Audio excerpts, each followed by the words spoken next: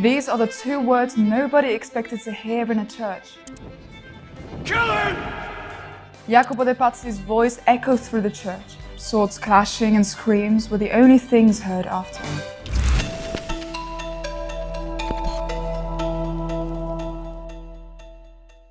Blood, sex and money are the moving forces of the world. In Florence, where beauty and power mixed, the Medici had both. With their wealth, art collection and especially influence, they became legends. But with power came many threats and enemies. It's Easter Sunday. Giuliano de' Medici and Lorenzo the Magnificent are getting ready to go and attend the Mass in the Cathedral of Florence. They take their usual seats and listen.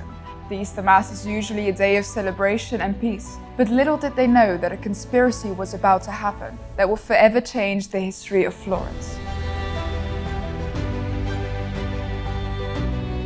Two words no one would ever expect to hear in a church. Kill him. Jacopo de' Pazzi thought he was going to achieve everything he ever dreamed of, but now I'm going to tell you why.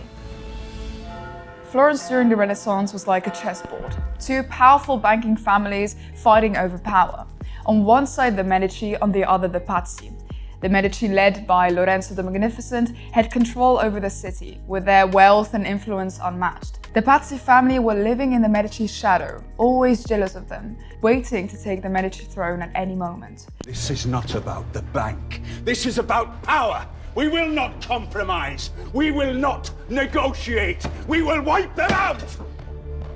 And we will take our rightful place as masters of Florence once and for all.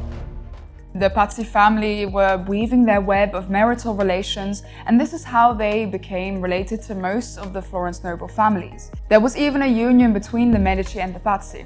Jacopo de' Pazzi married his nephew off to Lorenzo's sister, in this way creating an image of peace, of harmony between the two families in front of the whole of Florence. The reality was quite different. But why did two very powerful Florentine banking families hate each other so much? The main reason for the conflict was the city of Imola, a small city near Florence. Lorenzo wanted to acquire the city to expand Florence's influence, but the Pope wanted to acquire it as a marriage present to his nephew. So there was a conflict of interests. Lorenzo asked the Pazzi family not to give any money to the Pope. But not only did they not listen, they also betrayed Lorenzo to the Pope, revealing his plan to acquire the city.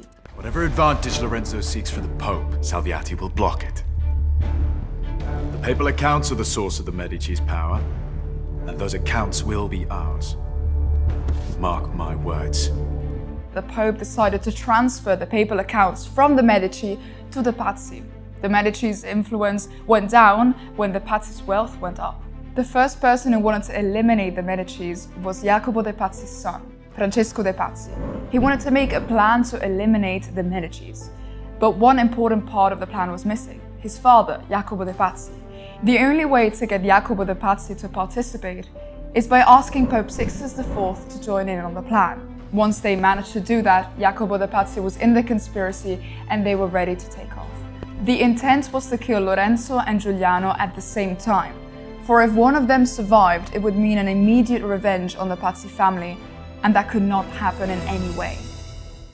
The first plan was to poison the brothers at the same time at a feast. But sadly, Giuliano fell ill and this plan didn't go through. They had to quickly come up with an alternative, otherwise they would most definitely be discovered. In the end, Raffaele Riario, the nephew of the Pope, organized an Easter Mass in the Cathedral of Florence, where all the Florentine nobles would attend, and obviously Lorenzo and Giuliano as well. But again, Giuliano felt ill. They had to come up with a solution, and Francesco de' Pazzi decided to go to the Medici house in person and take Giuliano to the church. They held him up because he was still quite ill and convinced him to go to the church. Once they arrived, everyone sat down. The conspiracy was starting. Francesco clutched his jeweled dagger by his side, staring at Giuliano. Giuliano was everything Francesco was not: famous, influential, a great man. Francesco desperately wanted to be loved by Florence, wanted to be seen as a great man as well. Lorenzo heard someone move behind him, and before he could do anything, Bernardo Bardini stabs his brother Giuliano.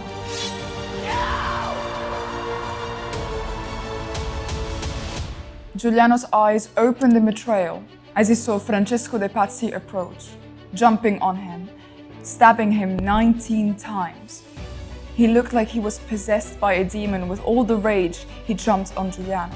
Lorenzo was attacked by other 2 conspirators and got wounded in the neck, but managed to defend himself. Lorenzo looked on the floor, where now his dead brother lay in a puddle of his own blood. Rage was filling his body and his mind, but he could not react because the conspirators did not fall back. The only voice that could be heard through the church now was Lorenzo's screams for his brother. Giuliano! Giuliano! He was forced to run away and close himself inside of the sacristy. In the end, he managed to escape the church when the conspirators left and survived. Florence wept the loss of Giuliano, but they were scared that the legend of Florence was also dead, that Lorenzo the Magnificent was killed. Lorenzo managed to exit the church. He looked up at the heavens and he swore that whomever was involved in his plan would taste his revenge. Now I want the entire Pazzi family hunted down and wiped out. I want the Pazzi name expunged from history! What the Pazzi failed to consider was Florence's reaction to everything happening. The Florentine people were supporting the Medici and hated the Pazzi for what they did. Lorenzo eliminated all forms of opposition. Everyone who was involved in a conspiracy was going to die very soon. Some of them were hanged at Palazzo Vecchio, others were torn apart by the crowd themselves. After this moment, Lorenzo started to gain much influence, but his international enemies were still alive, so he gathered all of the Florentine nobles and secured their support. And in the end, he made his peace with Rome as well, when he sent the most talented artists to Rome to work on the Sistine Chapel, amongst them the famous Michelangelo.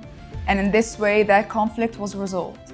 The Medici blamed the Pazzi for everything that happened. It was all the Pazzi's fault. And in this way, Lorenzo's position gets stronger day by day. He held Florence in his hands. He governed the whole city without being crowned king. The Medici's tapestry is neatly woven into the fabric of Europe, shaping treaties, alliances, deciding the destiny of nations. They became the architects of the Italian Golden Age. But that is another story for another time. If you enjoyed this video, leave a like, subscribe, and hit the bell button to be notified anytime we post a new video.